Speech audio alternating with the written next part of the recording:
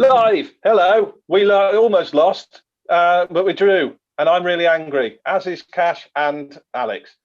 What do you I'm think? more or less here. What do I think? Well, keeping it short, I'm afraid. I'm afraid I hate to Great say lead, these by the way. words. I'm afraid to hate to say these words, but absolutely and completely and utterly unacceptable. And I think me saying the word unacceptable in 5 bits, I think sums up just everybody's moods of 3-1 up at half time against Brighton. Yes, it was a stupid, foolish thing to give away the first goal with the defence and the mix up with Rui and whatever. But the way we bounced back and played our football and did what we needed to do was great. It was looking fantastic. Only the second time we'd scored three goals in the first half of a top flight game since we got promoted. The other one was against Arsenal, which we held on. We held on that evening 3-1. But obviously it all went to pieces when Zhao was absolutely pathetic, quite frankly, and gave away the penalty. There's no need to go in 15 seconds into the second half. Absolutely no need. Mupay then just did what a clinical striker does and put it away. And again, and this is the big problem about Nuno, and I think one thing which I think could ultimately, in hot take, could cost his job by the end of the season, in all honesty. But his negativity and the fact of going with an extra man at the back when we're only 1 goal up away from home, it is the most frustrating thing about watching a Nuno team. It is beyond frustrating. Yeah, Vitinha had a slightly more quieter night tonight, fair enough. But if you wanted to bring him on, bring on someone else. Bring on a more attacking player like Corbenu or a Taylor Perry instead of Max bloody Kilman. And it was always very obvious what was going to happen next then. And with Dan, I think it was whomever it was, Lewis Dunk, whom I think I left on my fantasy league bench for Conor Cody, actually, who then, of course, would pop up and stick it in the back of the net. I mean, in all honesty, we never really like winning from there, I'm afraid. Of course, Owen, so unlucky at the end there to stick that over the bar. In the sense he should have scored, although the ball was a bit too pacey to him. But that is the huge problem. Why go that negative and just defensive whilst we're away from home with a 1-goal lead? Yeah, we might have been 3-1 up at half time, but it's not the first time we've bottled a 2-goal lead. We've done it on a good 3 or 4 occasions. And if that doesn't worry Fosun, I don't know what else will. And as I say, I think if we continue with our form, which is only 5 points out of the last 7 games, only 1 win in those last 7, against the likes of Everton and whomever else, which includes obviously the Albion in the next 6 games, we could end up in serious bother. And I genuinely would not be surprised if Fosun see it and be like, I'm sorry, we've got to make a change to try and ensure we preserve status and ensure we get to the end of the season without a problem. And as painful as it is, a performance like that surely will do Nuno significant damage. Just so frustrating how we just blow away a 2-goal lead again. And I think that's the 3rd time it's happened in these few seasons since being up. And understanding it is pissing everybody off. And it has made me just, extremely annoying. And I feel that tempted in annoyance to get another glass of Malibu and Coke in a minute. I think you should. I think you should have just a glass of Malibu. I don't know what my soul would think, particularly about I'm having to self-isolate at the moment because of household member having COVID symptoms. But what can I do? I'm feeling all fine though, by the way. What a way to kick off 2021. It was looking so good at the start, and then it all falls to pieces. If it makes you feel better, though, Cash, we should have lost 5-3. We really did lose. That was a goal. It was 4-3. The ref made a mistake in our favor, and then in terms of the header off the bar as well. Yeah, in terms of it was Kilman who pulled him down. Was it Kilman or was it Stacey pulled him down? No, it was Aït-Nouri. Aït-Nouri, that's it. Aït-Nouri. Oh no! We got sorry, lucky. what? We were up 3-1, and we got lucky to not drop all the points. It was really, it's really frustrating. There's not a lot of good things that you can say afterwards. Like at the half, I know Bod and I were talking, we didn't feel great at the half about what was going to come out because we knew exactly what was going to happen, right? We're going to go negative. And then as soon as you saw that first substitution and bringing on Kilman, you're like, that's it. We're not attacking anymore. That's as Nuno, as we're just to gonna sit. say, sorry to chop in, Nuno said, I'm disappointed with me, with everybody. We must do better as a team. We must look to ourselves and find the answers.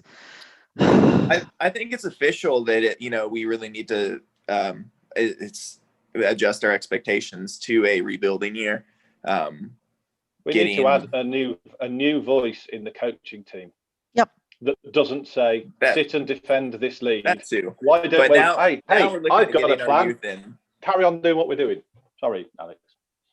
Yeah, no, it's the attack's not going to come if he does. Like if he hasn't figured out that the problem with not scoring is that you're not attacking. I think that's the thing, though. I don't expect him to suddenly change his ways and go all out attack. But we played well in that first half. We were comfortable. First half was great. It was completely fantastic. Comfortable.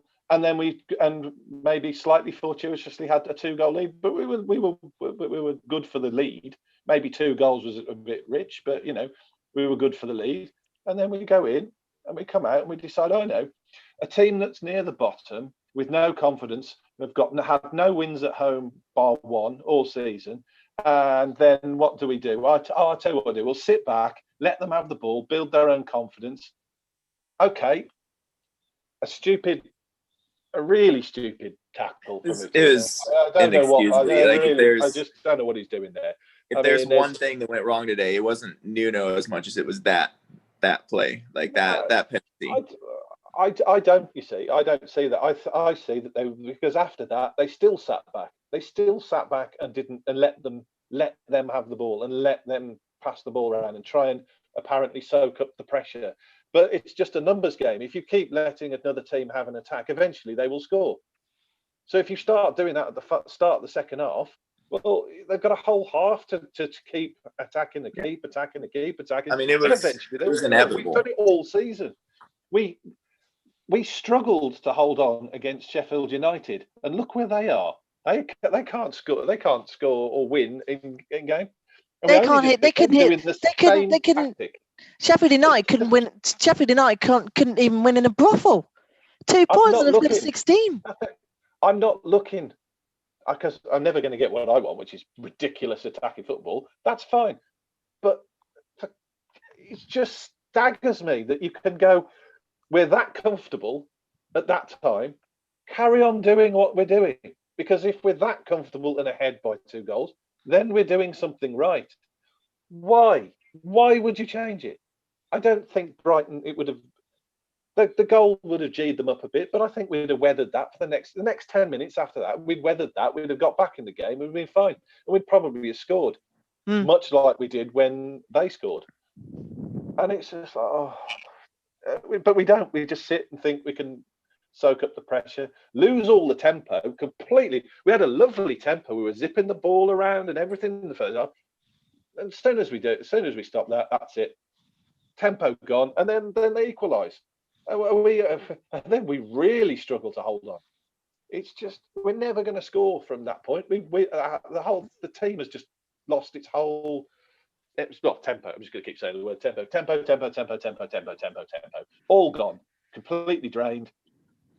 You just see the players, and the players then start making more mistakes, and they get nervous. I just can't understand how you just keep banging their head against the wall with the same tactic, and it doesn't work. It doesn't work. I'm sick of coming on here afterwards and saying, why did we sit and try and defend that lead? Why have we sat? Why have we sat? Why? It's just, oh God, surely these are professional people. They get paid thousands and thousands of pounds every week. This afterwards, they watch these games afterwards. Can they not see?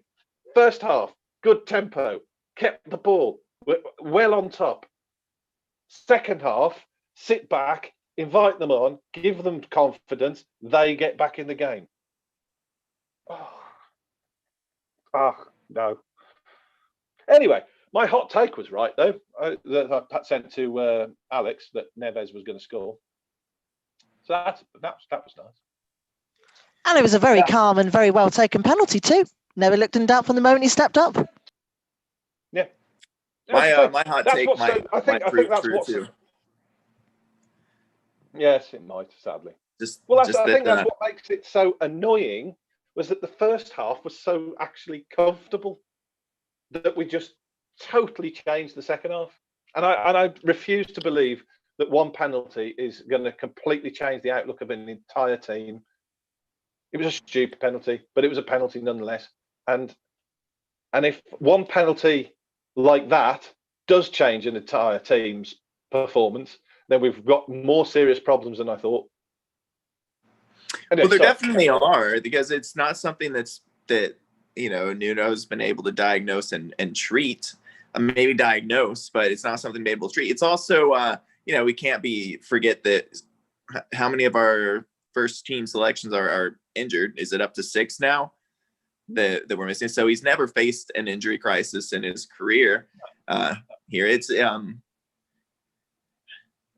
but are we really getting close to the point where we're saying that another manager is going to be the answer? Because I'm not there at all. No, I just want some different voices. I just want different voices in the coaching. I don't want to see the new manager, because I think he's, on the whole, he's good. I just think it's got to the point where he just needs some fresh voices just to offer a different opinion in the changing rooms when they're thinking of what to do next. Let's put Zhao on the coaching staff. Maybe. Montesawi should be starting. I love him. I know he missed the chance. I don't hold that against him, by the way. Just like I wouldn't hold it against some of these guys. They're babies. Like, we have babies out there now.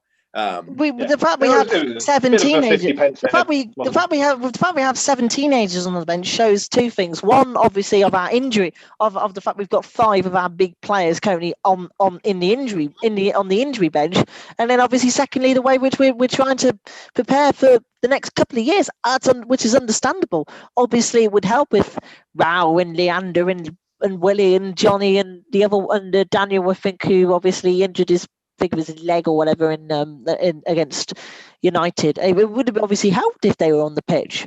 It would have very much happened. We could have taken a few more chances. Say, if we played like that, if we played the first way in the first half, we did in the second, we could have battered them. We could have had 5 or 6, and that ball to Owen. Obviously unlucky. He will no doubt probably be gutted. But that's not the first chance he'll have at all. It was such a fast-paced ball and a very nice ball onto his head. He just couldn't guide it.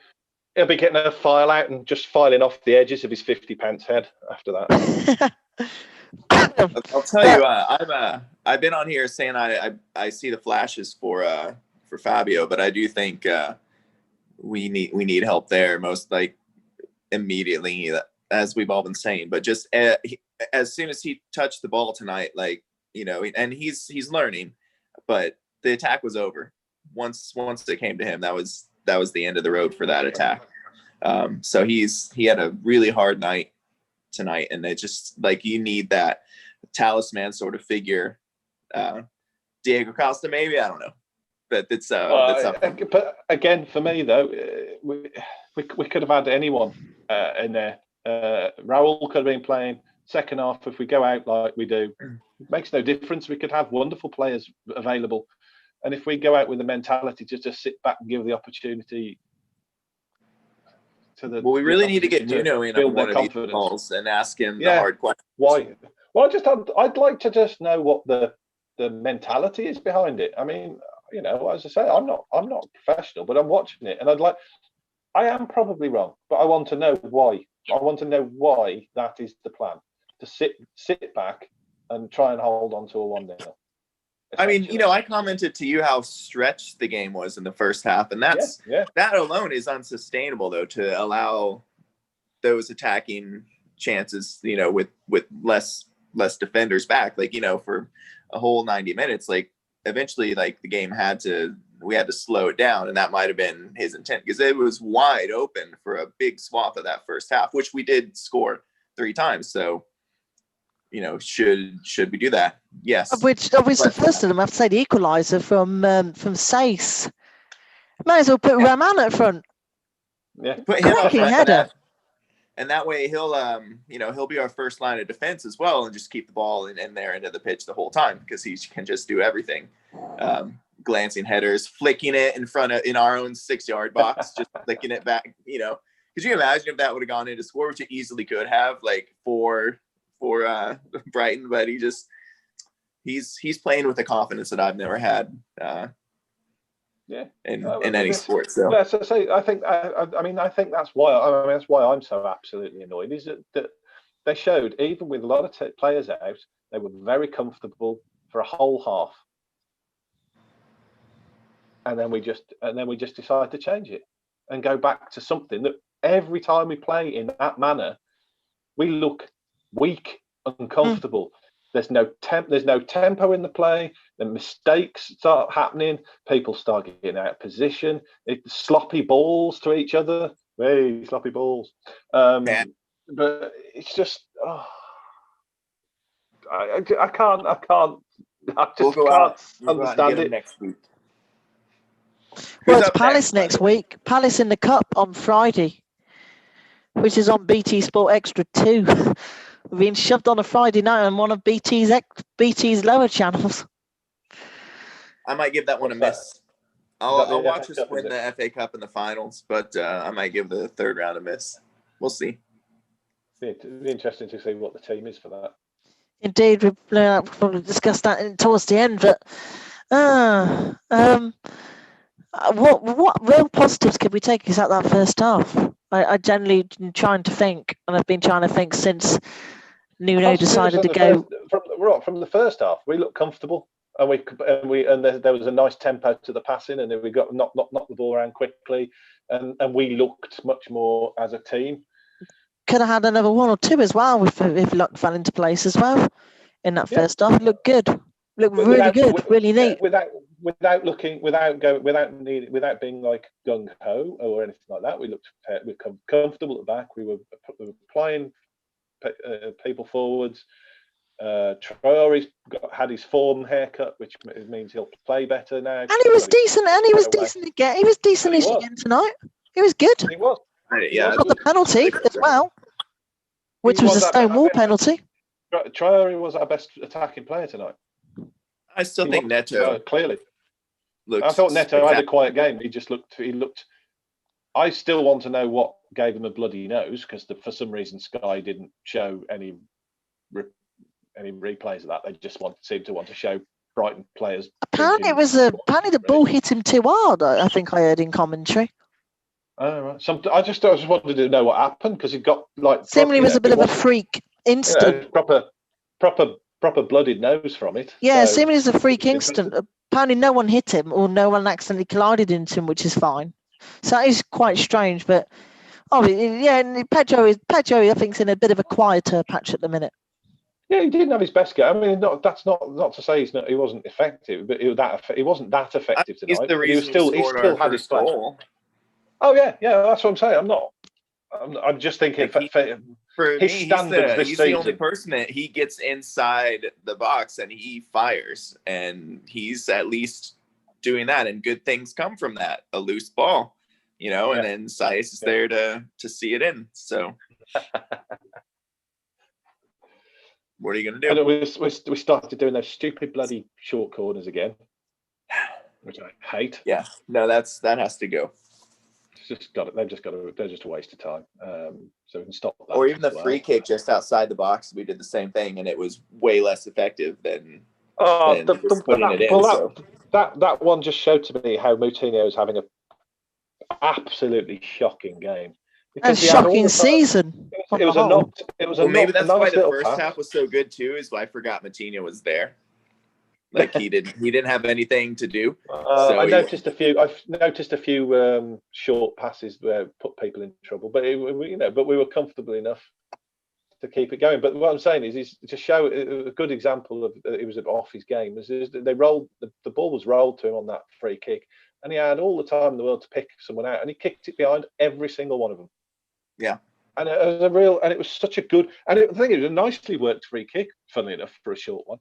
But then the execution of that just summed it up for me. I still think that when he's on his game, he's probably our best player, but it just hasn't been on his game. It's going to be fewer and farther between each as time goes on, he's just getting older. I mean, I don't want to knock him like that because he's been a good player, but he's just getting older now. You can't rely on him like that. And if he's playing badly, you have to sub him. You can't just keep leaving him on the pitch, because I think when he's should have come on for Matinho. Yeah. And he just, like, I'm excited about him, not just because he's an American, but he's big, he's physical, and he would dribble it into 3 defenders and brush them out, and send it on its way. And I think that's a great attribute to have when you're a midfielder, not to just get blown over by the slightest gust of wind. I'd have seen when they made the substitution with Kilman. Why wasn't that Otasawi coming on for? That's what. Yeah, exactly. At least you've got a midfielder for a midfielder. Okay, or even he's not Kilman in midfield. If they would have done Kilman on for Matinho, Kilman on and Stacey. Okay, Kilman on and Sace in midfield. That would have worked for me. No, you're right. That's the options that Nuno used to utilise. Because whenever, also, I don't think Sace is that bad of a central defensive midfielder at all. He has absolutely shown that in the past. Why go that defensive and that negative? Makes me want to rip my hairs out on both my hair and this and even my chest. The extra defender. Are we doing the chest hair? Oh, don't go. I'm not going there. I'm like a rogue. But the extra centre half. Well, how did that help us for the equaliser? It didn't. The guy was pretty much ran in on his own. So, what was the benefit to any of it? You've given them possession. You've given them abuse. It's just ridiculous. Anyway, so, yeah, and you're right. I mean, 5-3. I think 5-3 would be a bit good for them. I mean, 5-4 would be, because we also hit the bar. No, it was literally 4-3 and they had a header off the bar that it should have been kicked in on the follow-up. So it reminded me a bit of Leeds at home in 2015 when we were also 3-1 up, and then we completely let it blow apart. Although Leeds' third goal from Alex Marriott that afternoon was an absolute corker. But it's again, that's 3 big games where we've been 2 goals up. The FA Cup semi-final, the Braga away when we were 3-1 up, and now this one where we've had a 2-goal lead and have completely bottled it by Nuno's dreadful tactical decision making. And I say, if it doesn't make Fosun begin to question some various stuff, I have to say I'll be slightly surprised. I would be slightly surprised. I know there's a thing up on the forum suggesting whether Nuno has lost heart, and whether the steam is come off him. And I do wonder, and I do think maybe, obviously, with him being here 3.5 years, perhaps that might begin to be the case, because 3.5 years in football is a long time. It's a very long time. Leaves this year, we'll be in the championship after next season. We will go down immediately. So that is not an option. No, I agree completely. This is what I'm saying. I don't think Nuno going is even entertained as a possibility. But I do think a few different voices in the coaching team, just to offer a different point of view or a fresh point of view, would be a good thing. Just because I think it's very easy for a large group, to just start a group think. But that's not going to happen. Not ever change. Nuno has his staff and his nucleus that he's taken from, Porto. No, he brought in the Scottish guy. What's his name? Who he was on the course with. Senior far from Premiership standard. Go away. Anyway. Go away, Reens Wolf. Forgot his name.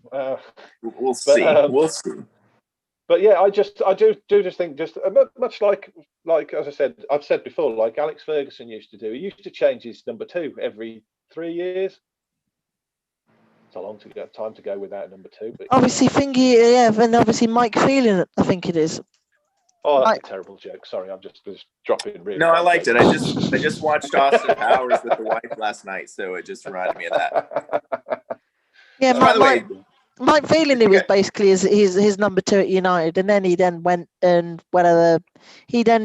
and did his own thing, and now he's back at United. Even though obviously, Thingy is he was mainly there as reserve manager, but I know he did have a few number twos. I'm trying to remember Ferguson actually. I think one of them was even one of them was Steve McLaren, was it? Yeah, Steve McLaren, Carlos Queiroz. There's a few. Obviously, Mike Phelan as well was reserve manager as well. But what I'm saying is you've got a group of people. Just bring some different voices in every now and again, just to freshen up the ideas, because it's the same. I work in the design industry. Large design agencies do a very similar thing. They actually consciously move designers on because they want new ideas, because they start becoming formulaic. Maybe as well. We need another Englishman or a homegrown person in the coaching staff, because we've only got one. I don't think. I'll be honest. I don't think that makes any difference at all. I just think a different voice with a different idea, just to mix things up a bit. It can spark new ideas and stuff like that, and that just so it doesn't become stale. It'll also then probably put some of the play. You'll probably notice a difference in some of the players as well, because they're different things that start happening on the training ground, stuff like that. It's just not removing them, just freshening a little few of the ideas up. That's it. Because I don't want, like Alex says, I think the same. If you took Nuno out now, we'll be in the Championship within a year. And no matter of. There's no doubt, because players will follow him. Yeah, absolutely.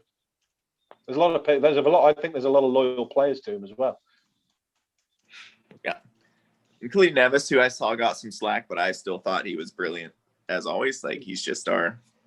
He was fantastic. He played great. I think we're moving on to players and stuff. I think we're moving on to players and stuff. Ruben did a fairly good job. Say penalty never looked in doubt. Very, very nicely and very well taken. Cody, I know as well, put in a few very important blocks. I think one from Mupay or whomever it was, we managed right place, right time to hook it straight out, of which if it wasn't, it could have flown straight into the bottom left corner. Again, Adama being able to run, got the penalty, which is say Neves took well, and was able to jig in and about, and did get a few free kicks and stuff. As I was say, some individually some fairly good performances. But then obviously it was the way obviously we went in the second half, which completely made us bottle it. If there was a man of match, I don't know who to give man of the match to as well. I would probably go with Neves actually, because of the way he did his thing in the midfield. And I say, very nicely taken penalty. A good couple of shots that he got a sight on goal. Of course, he will no doubt hope to put another one of those away at some point. But he was fairly good in there, and did what he needed to do. I tend to agree with you on Neves and Traore for that matter. However, my man of the match is Byrne. What an own goal! What a calamity! No, I'm not. I mean, wasn't he the reason for, like, solely responsible for our first half, success? So maybe he made all the mistakes that we took advantage of. He was an ex-Birmingham City player, so you know he's going to be rubbish. Yep. So I'd give it to Traore, I think. Yeah. I mean, for me, Neves or Traore, I thought they both played very well. Yeah. I still want to see him not hold up play so much at the. Traore on the equalising goal for Brighton didn't cover themselves in glory. To be fair. Yeah, that's a good point. I forgot about that. I willfully forgot about that. And it'd be both of our man of the match. And for man of the match, you'd like to give it Sace, but he didn't cover himself in glory for the first Brighton goal, but then got a goal back. So swings and roundabouts there. It is, and then he had another goal scored off him for the second game in a row as well. A deflection he couldn't do anything about, but still, it's got to hurt. Literally, it was his face. He'll no doubt be frustrated though. He scores again, but then again he scores for the second game out the last three, and then obviously for the second game in the row has a deflection, which he could do absolutely nothing about. Has But he again, always been? He wasn't too bad tonight, Sace. No, but has he always been so like proficient at these headers? They are like Ronaldo quality beauty. Like because I that header, never noticed like even though my Now TV signal was a little dodgy in the first half, I've no idea why. Maybe because of the fact it's been snowing here in Wolves and looking a bit winter wonderlandish again. Even though the signal was a bit rubbish, I knew it was a cracking header from then seeing the replay. The way he's able to leap up so high, and the way he's then able to just let the ball bounce and let the ball just drop in. It was brilliant. It was like in basketball, if you like hit a 3-point shot from way out beyond the arc and you just turn around and run because you know it's going to just swish in the net. Like it was gorgeous. Yeah, I think what Sace has done is he's basically somehow mentally sucked in all the aerial ability of the other players around him and just took it for himself, and now he's a god in the air. Whereas unfortunately, Semedo seems to have a real problem judging anything that's in the air. He's good on the ground, but I've noticed now he seems to be really quite dodgy with anything that's coming in from high. Does he need like some contact lenses with long sight, something to take a look. Or maybe do what Edgar Davies did and wear those tinted glasses. I don't know. Because I think he's great at the other stuff, but anything that comes over his head, he really seems to struggle, or anything that's in the air. I don't know what's going on there. Don't know what that is. I was tempted to give man of the match to Andreas Sondergaard for making it onto the bench as a second goalkeeper, because I think that's quite an achievement, to be honest. Yeah. 2 goalkeepers on a 9-sub bench. Yeah, I think it just showed that we obviously are missing some big boys. Pretty impressive work that was. Is that Nuno telling Jeff, "Hey, I need more players"? I would hope so.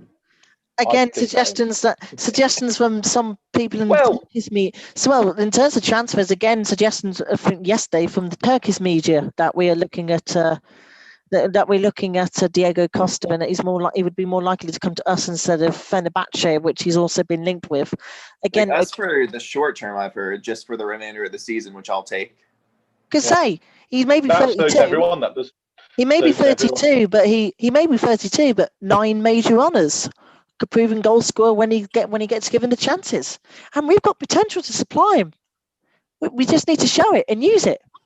Even if it's like a 6-month, or even say an 18-month deal, I'm sure we wouldn't mind. A chance for him to get the game, get some minutes under his belt, be consistent, and he'll score. He will score. I'm not sure in terms of Luka Jovic or Divock Origi. I'm not so sure. I don't know. I don't think he'll score. I think he'll be a nuisance and a target, but I don't think he'll score. My hot take is we'd sign him and we wouldn't score a single goal. He might well get about 10 assists, but I don't think he'd actually score himself. Well, he might. I would take a nuisance at this point. Yeah. There's a place. Absolutely, there's a place for that, because when you've got 3 quick players, if you're playing 3 behind him, who are all quick and good with the ball at their feet, that's ideal. Absolutely ideal. Something to put the ball up to stick, then you can run around and he can lay it off to them. Fantastic. I don't got no issues with that. I couldn't care less if he scored no goals. If it means that the other 3 score 10 each, that's 30 goals. There you go. Thank you very much. Worth every penny. Well, speaking of attack, Morgan trotted out today for Swansea, so he's back on the pitch. All right. Okay. I was going to say, on Sondergaard on the bench, I thought, it might be a message, but it also could well be just giving him the match day experience. Could just be that. Potentially, when there isn't as much, you're not going to, you haven't got that many subs that you can bring on realistically. So that just. And I'm going to think as well. I hope if Leander, if Willie, and if Daniel could come back quickly as possible, then obviously the better. But it is very much, I think, Nuno being like, Jeff, please get out the checkbook in some way or form. We need players. I don't know where we get them from, but just get them in. And no, it's fair enough. You have to make that kind of point. Well, I'm going to guess as well that Sondergaard, I would presume, will be on the bench for Friday against Palace. So, next game then. Crystal Palace, third round of the FA Cup. Are we going with the FA Cup one, or are we going to go with the League one? Which should we talk about? We can do both. Are we going to do a thing on Friday? I mean, I probably won't be there, but it's the FA Cup. As we've shown, it's got its magic. I can't imagine if we did this after that Man United game in March 2019. We probably would have been off our faces. I was going to say, I'll go closer to the time. I'll see if we do one after the FA one. Like you say, Alex, it's an early round, and massive following might all be celebrating the Friday night rather than wanting to watch us again. We give them a break from watching us. Yeah. I still legitimately think that we have a deep FA Cup run in us this year, because we're doing nothing in the league. So that's I could see it. And if fortune falls our way and the draws come easy enough, I could see us being in the FA Cup final. I'll hot take it still. So it'll happen. Only if we get to the cup final, I will ever then. If we get past the semi-final, only then I will watch the Watford highlights. That is my firm hot take.